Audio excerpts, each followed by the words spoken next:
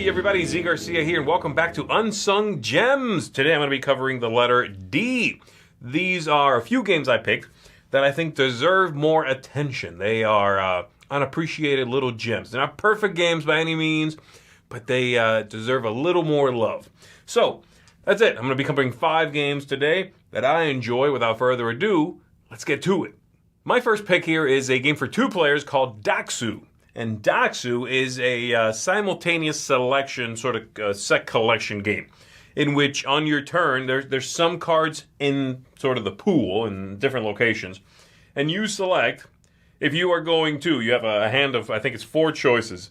You select if you want the cards, so you play a card for that, face down. If you want your opponent to have the cards, if you want to split them, or like reverse what your opponent did, right? So it's this mind game in which you have to decide, okay, do I want these? Do I want my opponent to have them? What are they going to do? And do I want to flip it around? That kind of thing. The interesting thing is you want to have majorities in the different colors. So you want to control each of the different kinds of cards. But you want to win by as little as possible. Because if my opponent has, 3 of a certain kind of card, and I have 4 of those, I'm going to get a great score for that for barely beating them. But if those 3 that they ended up with, whenever, those cards came up, if I kept winning them, and now I have 7 and they have none in that color, I get very few points. I mean, I destroyed them. It was embarrassing. It was not a contest, right? So I really like that back and forth, that sort of mind game of when should my opponent take something so they're not beating me, but that the gap is smaller. I think it's a very interesting game. It's got great artwork. It's a quick playing game, and if you like the double think and the sort of the trickery of that simultaneous selection kind of game, Daxu is a good one for that. Pick number 2 for me is a game I've actually talked about a decent amount, but still a lot of people haven't played it, I think, and it doesn't generally get attention. And it's a worker placement game called Demon Worker. Demon Worker is, as I said, a worker placement game in which you have a few different locations, and in this game, the game evolves as you play. But instead of there being more locations that you go to, which a lot of worker placement games do, new places open up. In this one, the thing that changes is the workers that you are sending out. You begin with a couple of basic, simple, powerless humans. They do nothing special. You send them out somewhere, they get you one of the various resources in the game, they let you grab a card you can eventually score, that sort of thing. But there's a place you can go where you can hire a new worker. And you've got some workers in hand, and so some of them are going to, basically all of them, are going to give you new abilities in the game. Every time you deploy a worker, it costs you something to send them out. But some of them are free. If you hire that person, they'll go out for free. Some of them are even more costly than the usual amount. But when you go to a place, they get you whatever that gives you twice. And so on and so on and so on.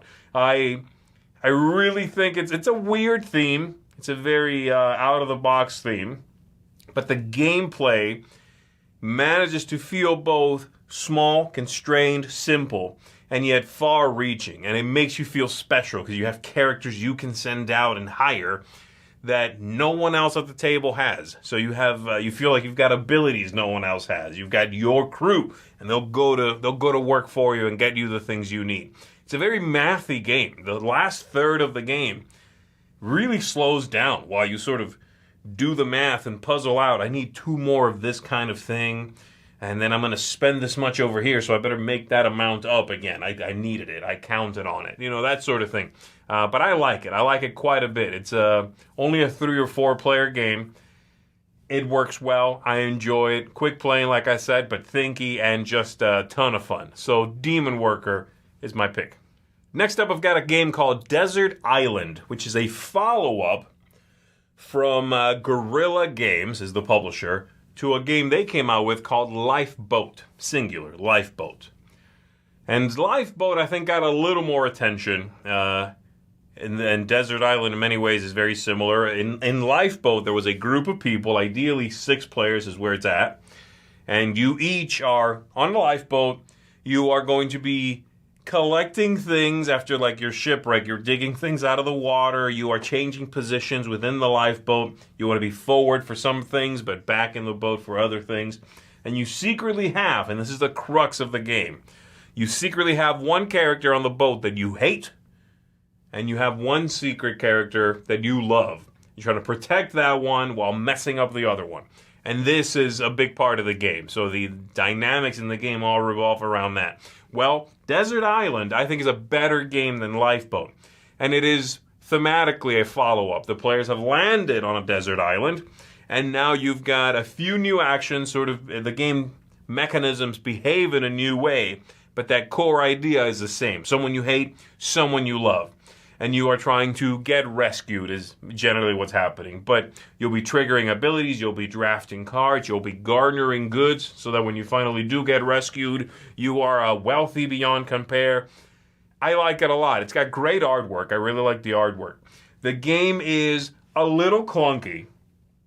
I think a lot of Guerrilla Games designs are a little, they're very thematic, right? And so with that comes a little sort of, some jagged edges, which I don't necessarily dislike that in a bubble, but, there are games that do it too much. I think this game and Lifeboat do it a nice amount so that the experience comes through and it becomes about the players and it becomes about messing with someone and fighting them and, wanting to move to a position in which they are and they refuse to back down. So you're like, great, I wanted to get in a fight with you anyway. You won't tell them that, right?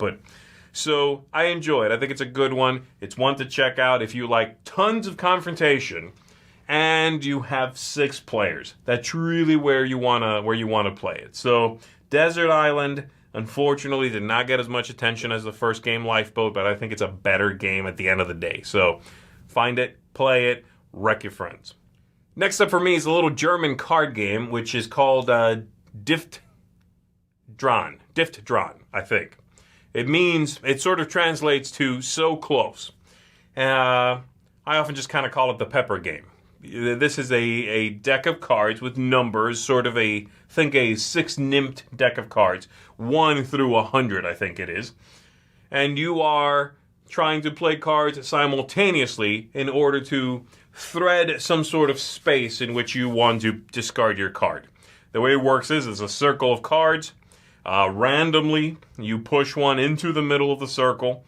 So let's say I push in 35, and then around the 35 are 2 other numbers. You want to play a card that's close to 35. If you're the closest, you're going to score some points.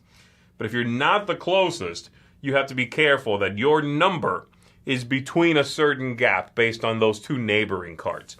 It's a little quirky. It takes a couple of explanations, I think, for people to see it. You want to have the game on the table, so this isn't going to be too helpful. But I really like it. It gives me very much the same feeling that a 6-nymped kind of game gives me.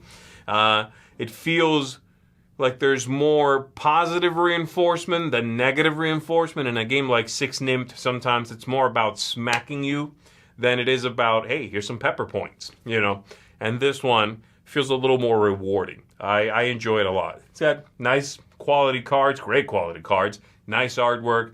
It's a fun filler, fun little game. And there's a ton of these kinds of numbers and colors kinds of games.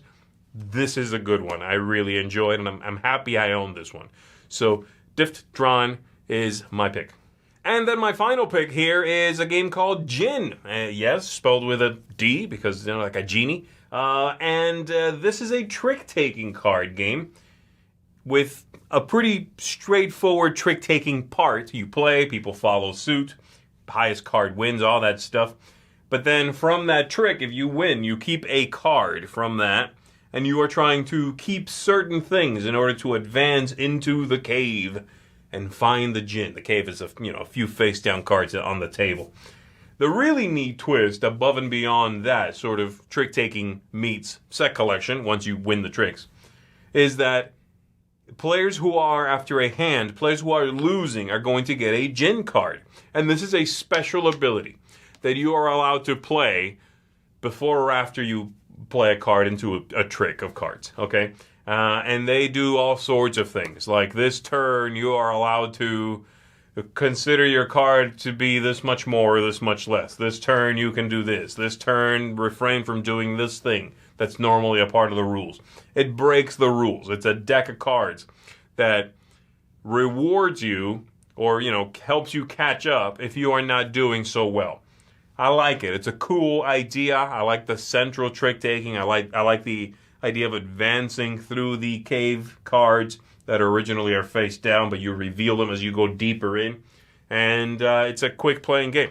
So Djin's a good one if you're looking for a fun trick-taking card game that then has some special powers sprinkled right on top of it. Not something you're going to keep the whole game, just a little something. You use it, it's gone, that's it. You can kind of stop thinking about that ability, So there you go. That is 5 unsung gems that begin with the letter D. I like all of these. I think they're neat. Again, not all perfect, but that's the idea, is to shine a light on these things. So let me know in the comments below, of course, which ones you know that start with the letter D that you feel need more love. And if you've played these, what do you think of them?